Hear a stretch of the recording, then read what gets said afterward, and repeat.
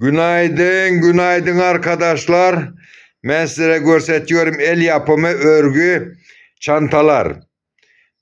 Bu şeyler el yapımı ne yüplükler. Bu çanta bayan çantaları, kadın çantaları. Bunlar masa örtükleri. Bu da bayan çantası.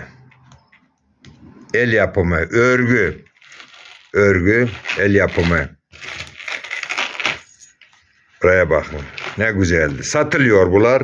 Satılıyor, satılık. Bunlar 2000 liraya veriliyor. Bunlar 200 lira, 200 lira. Bunlar 300-400 lira verebiliyorum. Bunlar da 200 lira. Böyle çantalar da var. Bu modelli çantalar da var. Yine bakın. Yine.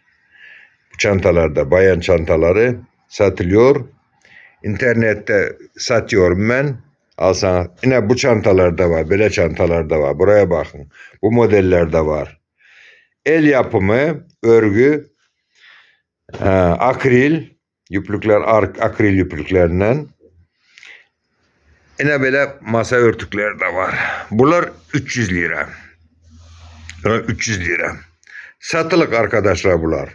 Lazım olsa internette bana yazın, ben gönderebiliyorum.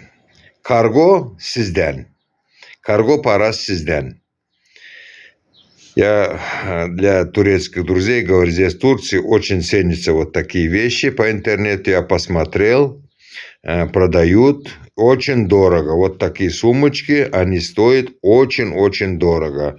3-4 тысячи, ручная работа. Я говорю, почему бы не продавать мои, как говорится, изделия, да, вот, пожалуйста, сумочки разного рода, разных форматов, женские, вот такие вот, все вязаное вручную, акриль, это для столов, под горячее что-то, или вот можно даже, вот, пожалуйста, вот так вот, кто любит такое, вот такие сумочки женские, модненькие, смотрите, с кнопочкой, с цепочкой, вот, на цепочка, конечно, покупная, вот из таких ниток и других цветов. Пожалуйста, будьте любезны. Прошу любить и жаловать.